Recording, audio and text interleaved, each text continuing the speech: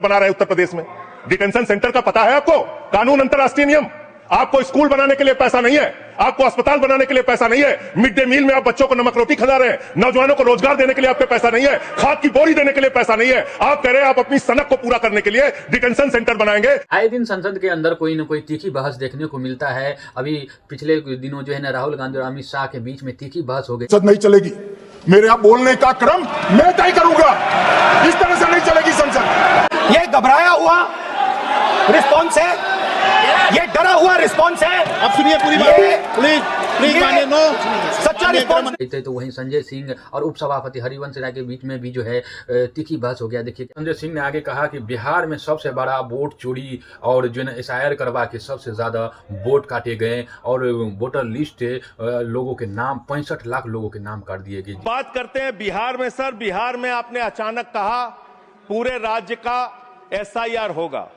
सिंह ने बिहार के एसआईआर का हवाला देते हुए कहा कि वहां लगभग 65 लाख वोट हटाए गए, लेकिन उसी प्रक्रिया में केवल 315 विदेशी नागरिक मिले। उन्होंने कहा कि सरकार घुसपैठ का मुद्दा चुनाव में उठाती है, लेकिन वास्तविकता में आंकड़े इसके उलट है। उन्होंने सदन में प्रश्न उठाया कि सरकार 11 साल से बता रही कि देश में घुसपैठिए हैं, लेकिन कितनों को वापस भेजा, कितनों की नागरिकता रद्द की, कितनों को पकड़कर निकाला। उन्होंने कहा कि घुसपैठ का मुद्दा सिर्फ राजनीति का हथियार बन गया है।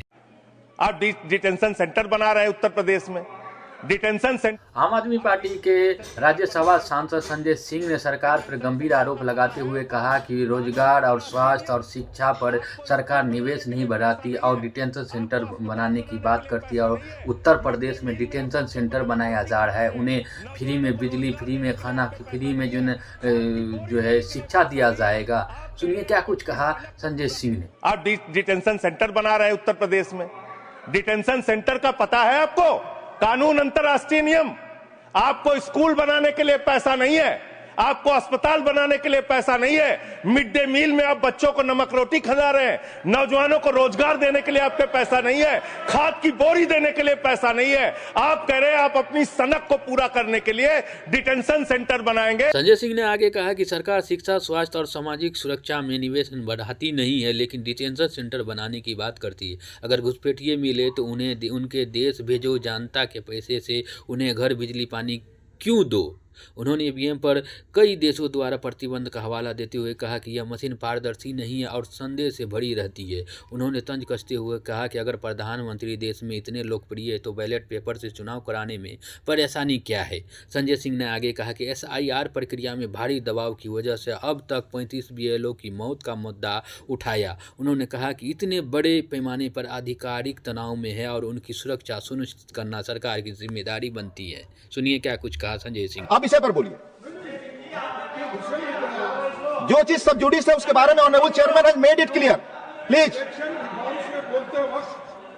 इलेक्शन में ऐसे गड़बड़ियां होते हैं, उसको क्या करना चाहिए ये बता रहे हैं। ये सारे स्पेशल कंप्लेंट माननीय एलओपी सुप्रीम कोर्ट के पास है। ये सब जुडिस मामला है, इस पर मैं अलाउ नहीं करूंगा।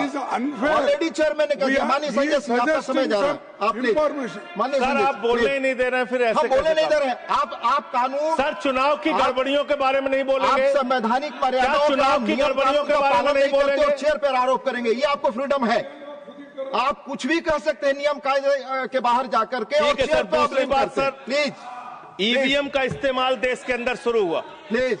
और जब ईवीएम का इस्तेमाल शुरू हुआ। अगर ये वीडियो आप YouTube पर देख रहे हैं तो हमारे YouTube चैनल को सब्सक्राइब करें। अगर ये वीडियो Facebook पेज पर देख रहे हैं तो हमारे Facebook पेज को फॉलो करें। इस वीडियो को लाइक करें, दोस्तों में शेयर करें। मिलते हैं जल्द नए वीडियो के साथ। बने रहें द डिजिटल पंच के साथ। जय हिंद दोस्तों।